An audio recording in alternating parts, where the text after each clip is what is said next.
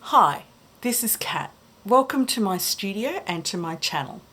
Today we're going to cover watercolour mixing techniques. So we're not going to look at which colours go together, but we're going to look at physically how do we combine these colours when we want to create mixes in watercolour. Now there's a whole range of different ways of doing that, from mixing on the pan through to glazing. So I'm going to use this from a few different approaches. So I'll show you some of the tools that we'll be having a look at. So I have some 100% cotton watercolour paper. It is a fairly cheap brand that I can get here in Australia. So you can do this on a higher quality as well. But this will give you the basic idea. Now I have a few different palettes just to show you, and these techniques can be used. So this is a little metal palette. These have my Roman small paints in them. Then I have a little plastic palette. These are mostly M grams with a few Daniel Smith and Art Spectrum. And then this beautiful thing is actually what I call my studio palette. Now it's got a little bit of greaseproof paper on it. Because I use M gram paints, they don't actually set hard. So as you can see, they're still sticky in places, and I haven't actually used these colors for a little while. So the greaseproof paper just stops dust from getting in my palette, and also stops me dropping something on it and getting particularly, say, phthalo blue all over something. This is basically a square dinner plate that I picked up at a second-hand shop for about $2.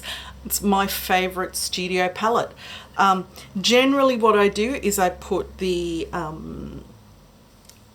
paints around the outside, and this whole center area is where I mix color. So I'll show you the techniques that we can use. So we're going to have a look at 5 basic ways of mixing color: on the pan, mixing on the paper where we don't physically mix the pigments. I'm going to look at layering and glazing. Now I classify these as slightly differently. So to me, glazing is where you let one layer completely dry before you add the next color. Layering is a little bit the same as mixing on the paper, but to me it's you put one color down and then you put the next. But we'll go over all of these different techniques. Now I have a range of different brushes of different sort of styles and shapes, and I'll go over their benefits and why we might use them. So one of the biggest things is, generally in watercolor, a good rule of thumb is use the largest brush that you can for a given job. One of the things that people are most concerned about with color mixing in watercolor is creating mud. Now, there's often a lot of confusion. What's mud? And in fact, what most of the time people think of as mud are actually beautiful neutral colors, which we should embrace and are very important. The other thing is when you see a particularly dead, and it's often as a result of overworking, and that's usually a result of using a brush that was way too small for the given job. So it's important that we use the right tool for the job. So grab a cup of tea with me and let's get started mixing watercolors. Okay, so let's start with my lovely big studio palette, and the first thing I'm going to do is put down the first layer for the glazing. So with glazing, what we're doing is we're actually putting one layer of color down, letting it dry, then building another layer on top of that. So sometimes they can be exactly the same dimensions of cut, like exactly the same area. Sometimes you might want different areas with color. So I'm just going to pick up a bit of this yellow, and what I'm deciding to do is I'm not actually going to cover the whole square. I'm going to make some maybe some stripes and crosses, and then we can see how glazing actually works.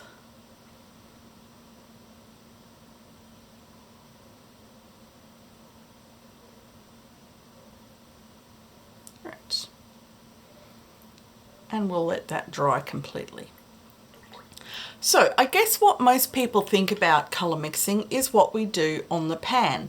And as you can see, I've got lots of colours mingling and merging on the paper here, on the pan.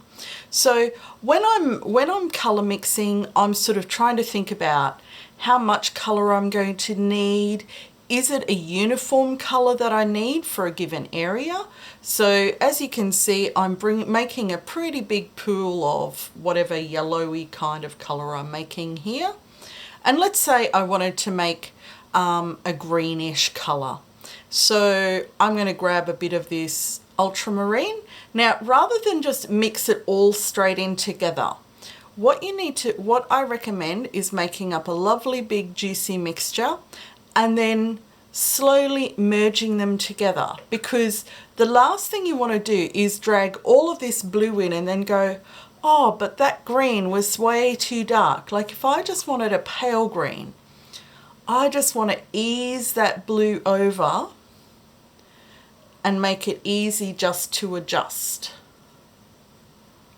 So I can add a bit more yellow, and let's say that's as far as I want to push it. I've got a nice big pool there that it's fairly easy to adjust one way or the other. If I still wanted it more yellow, I've still got more yellow up here that I can add to the mixture. Make that a greener colour, more yellow colour. But if I wanted that colour to be a little bit more green, I can mix that, increase the blue. But I've got a lot of control over how much those pigments are actually mingling. And I also have the option then of adding deeper and thicker colour if I need to. So there we can see lots of different values, and I can choose where I'm going. It's easy to mix up different amounts. I can merge things together. This gives me a lot of flexibility. But one thing with mixing like this on the pan is you tend to get a very uniform colour. So this brush I'm using is just a fairly cheap little, I believe it's a goat hair brush. It's actually really fun, like almost like a calligraphy brush. I quite like the expressive lines and shapes it can do, and it holds quite a bit of water, which is lovely for watercolour. Now, mixing on the paper. Now, mixing on the paper is not the same as layering, but mixing on the paper is something that I tend to do a lot if I am painting, say, trees, and I want a bit of variation in how those colours are going to mix in different areas, and I might want some differences. So I'll go in with one colour. Let's just dry that off a little bit, and then we'll grab same blue, and you can see here I'm getting a lot of those similar green, but I've still got areas of yellow and I've got areas of blue. It's not all the same. Now you can continue with that technique and actually mix all of those colors so that they're more uniform, but you will still see a lot more variation within the color. And it just creates a more vibrant and interesting finish. Now, mixing on the paper, so when we don't mix on the paper,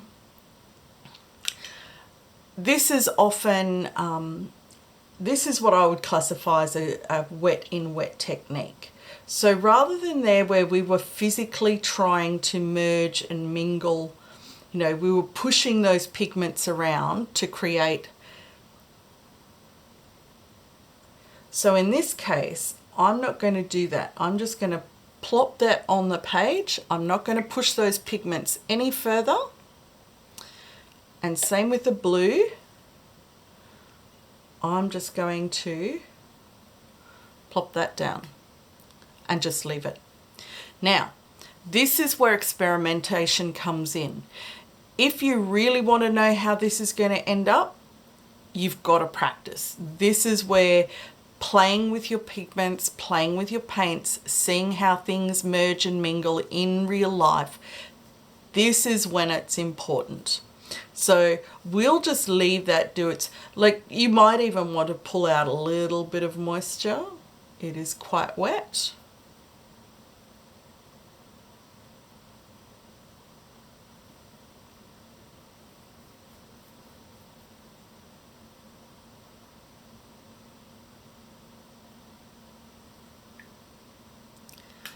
Now the next thing is layering. Now layering is slightly different to glazing in that we're going to do both layers one after the other. So while one layer is still wet. And this is very similar to mixing on the paper, except this is normally where you might use filling in a whole area and you're probably after a slightly smoother result. The one thing with layering is the color that you end up with is very dependent on what order you put the pigments down in. So we can see, again, we've got a really interesting color here where we have areas of darker blue. We've got our little bits of yellow just on the edges. It'll be interesting to see how that dries off. Now to the glazing. Ideally your underlayer should be very, very, very dry. Now also, ultramarine is not necessarily the best color for glazing, but we're going to do this and see what happens. So with glazing, we're just going to run our color straight over the top. Now with glazing, I recommend don't overdo it. Like just do a pass, let it dry, come back to it. The more you work a glaze, the more likely you are to disturb the pigments in the underlayer and you're going to get more muddied and blurred results. Going to have a look at mixing a few more colors. We'll go through exactly the same process, but we'll choose some different pigments. So since we've mixed some greens, I think we'll mix some purples this time. I'm going to use a different selection of colors. So with this one, I've decided I'm going to use this beautiful quin red. Look at that lovely, lovely, lovely color. So like before, I'll pop this one down for some glazing. Now, one of the things I will say with glazing, like most watercolors, consider putting the paler color down first if you're glazing. Light to dark with watercolors is usually the rule. But like all rules, it can be broken. I don't like sticking to rules. I think that they can be problematic. So, oh no, that's not the blue I want. Let's use a phthalo blue. Now I know that this will make.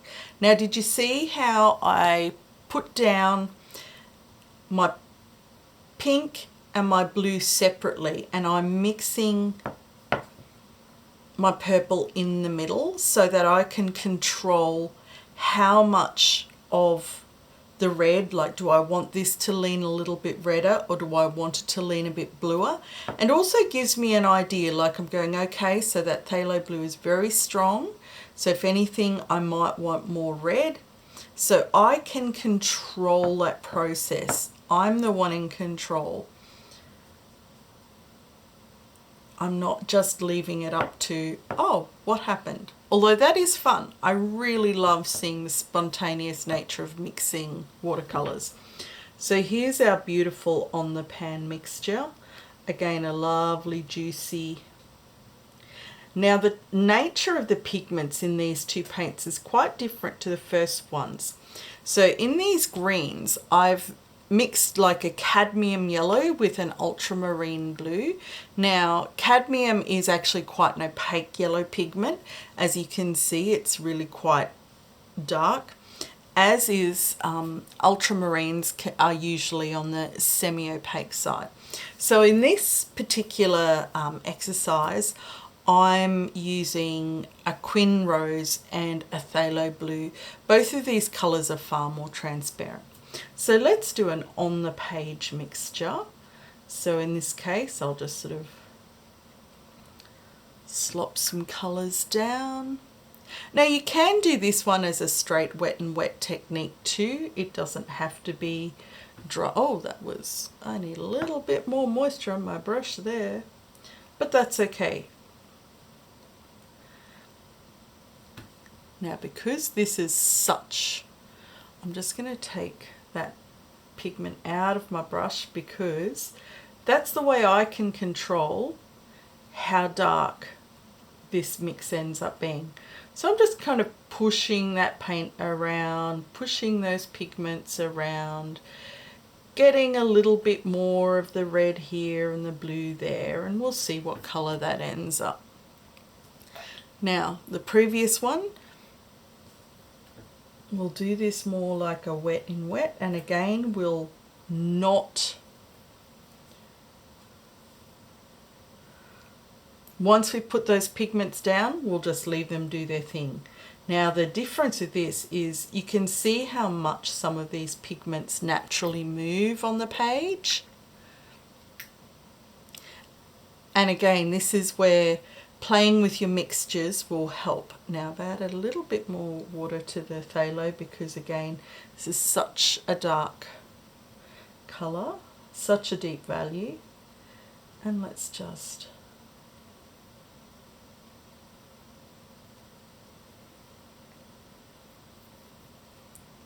add a little bit more of the pink. Too much water, too much water. That's sort of one of the fun bits about watercolour, learning your watercolour ratios. When is too much? So again, let's go to layering. So we'll layer our pink.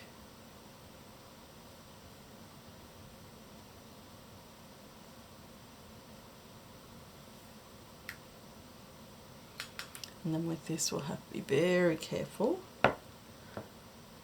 because we know that this is highly staining.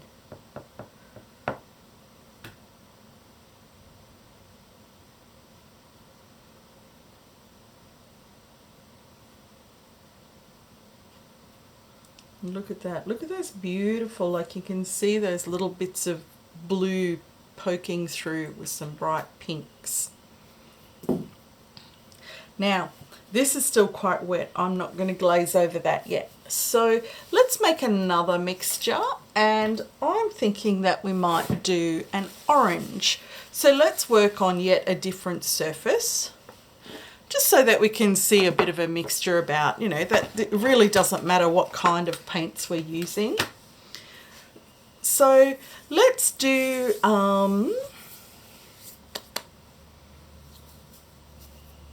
what's a fun one to do? Well, let's do something a little bit different. We're going to mix my ultramarine violet and Perylene green. Mixtures are so much fun. Now, I'm going to mix these two. They're going to make quite an interesting neutral. What I love about these two colours is they're very different characteristics. So ultramarine violet is a very granulating, highly granulating paint. And in fact, I will use it as the top layer in the glaze. And then Perylene green, which is actually a PBK 31, I think it is. So it's technically a black, But look at that beautiful colour. Stunning. I just love it.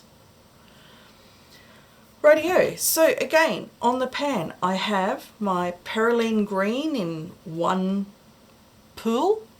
I have my Ultramarine violet in another, and I basically merge them together. So I'm working in that space in between, and this allows me to control and see how that mixture is working out. And in this case, I do want a bit more, and let's come back a bit. And no, I'm not too precious about, even though my colours look quite clean, I do muddy them up, and I'll wipe them off and clean them off later. So this is an on the pan mixture, and look at that stunning grey. Now this is going to be interesting. This should be a separating grey. So we've got our flat mixture. Now we'll mix on the page. So let's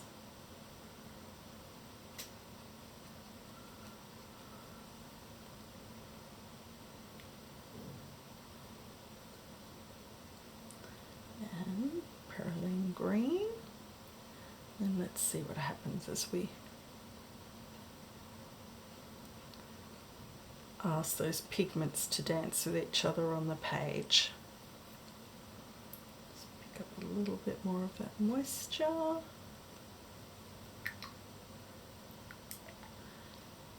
Then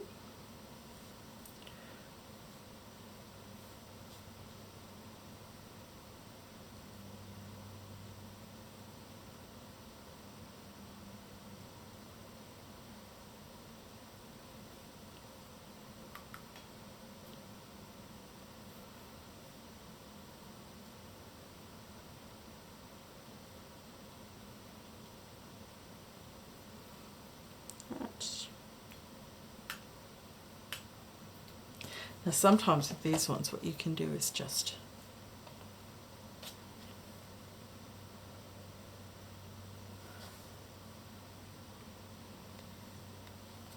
and we can see that just creates some beautiful, beautiful effects. So, layering.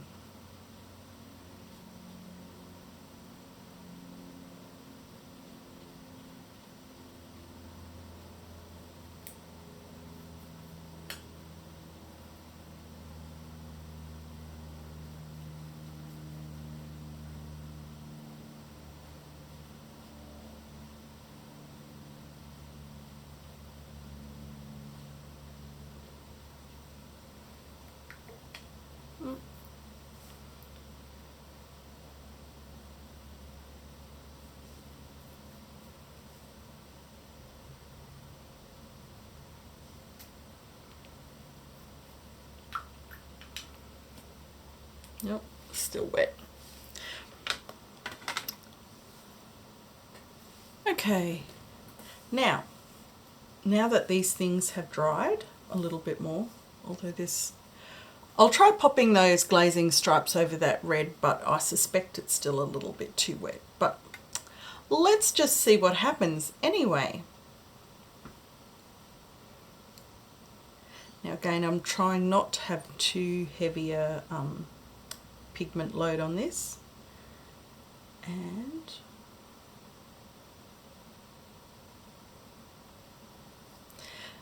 again with glazing the idea is that the underlayer, yeah, that was still a bit wet. I will just lift that up.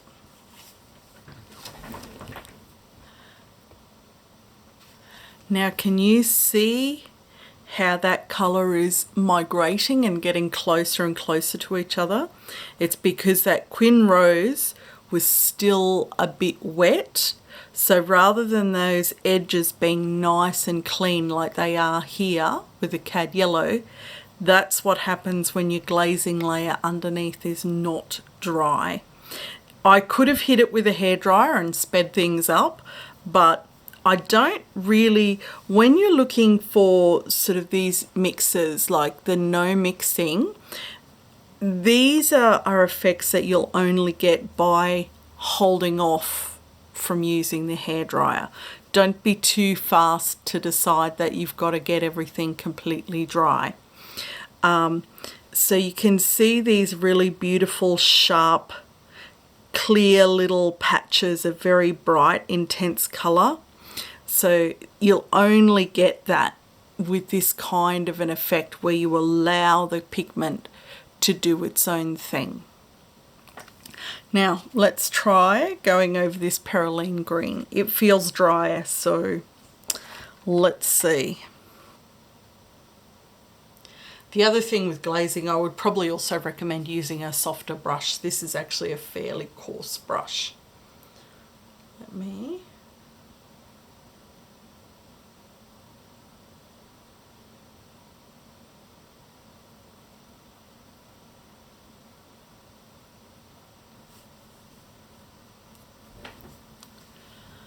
Right, let's have a little look at these different techniques. So we started off mixing this green sort of colour. Now I really was just sort of grabbing something that was on all of my palettes. So I sort of wanted to see how you work on different palettes, different surfaces. So we had a ceramic, a plastic, a steel, different kind of pigments. So we've got some opaque cadmium colour, our ultramarine, our fairly transparent Quin Rose and Phthalo Blue. And then again, we've got a transparent Perylene green and the ultramarine violet, which is really, really granulating. So we can sort of see the different effects that we get with combinations of pigment and different techniques. So where you would use these techniques is obviously really critical. So often with things like glazing, a lot of botanical artists use glazing a lot.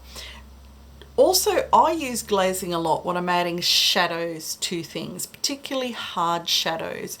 So where you're drawing a building and you might have an overhang and you want a nice hard shadow across, you know, underneath a window or along a veranda.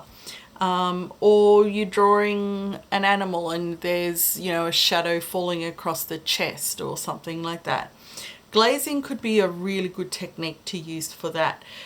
The one thing glazing does do, as you can see, it really does preserve that colour of the base layer. So you really do get a good idea of it shining through. And also often protects a shape as well, which is kind of why I did it rather than a flat colour. So that you can see the different shapes, and it's often a way of creating more interest in a picture where you might want to preserve an actual shape rather than just a colour.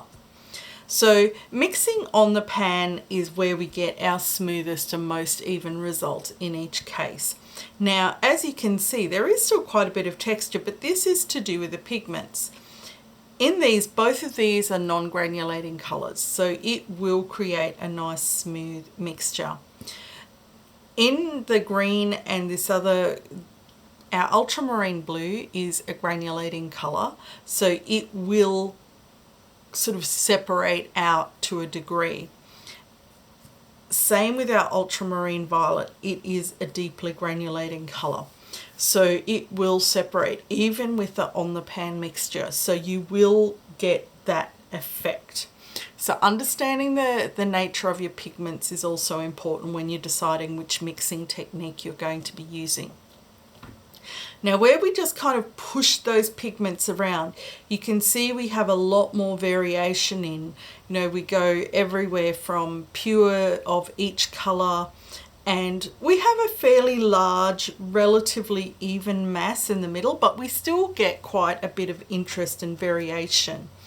This is actually a technique I tend to use a lot when I'm drawing trees. And also in a lot of other cases with laying down colour. Most of the time when we're looking at any object, the colour is not a flat colour. So it will be impacted by, is there a reflected light on it? Is there,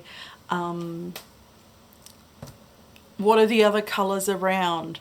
And sometimes just to bring out the interest in a colour, you might actually, you know, just add a little bit of interest to it, so it's not just a flat shape. So without mixing, we just see an increase in the amount of pure of each of the colors. Again, I love this technique for like particularly when I'm drawing trees and shrubs and bushes and grass and rocks and things like this. You just get so much more variability and so much more interest. And we can see even with the granulating pigment of the ultramarine violet, even though I did push that color around by rocking the paper, there's still more sort of areas of variability within this style of mixing. And then with the layering, we get very similar results to the way it mixes on the pan, but again, we still see a little bit more variation and separation of the colors. So, whereas this is fairly even all the way across, we can still see, we've got little darker areas, some lighter areas, particularly here as well. This is maybe a little bit more purple, this is maybe a little bit pinker. It just creates that extra layer of interest to a work. So don't be afraid.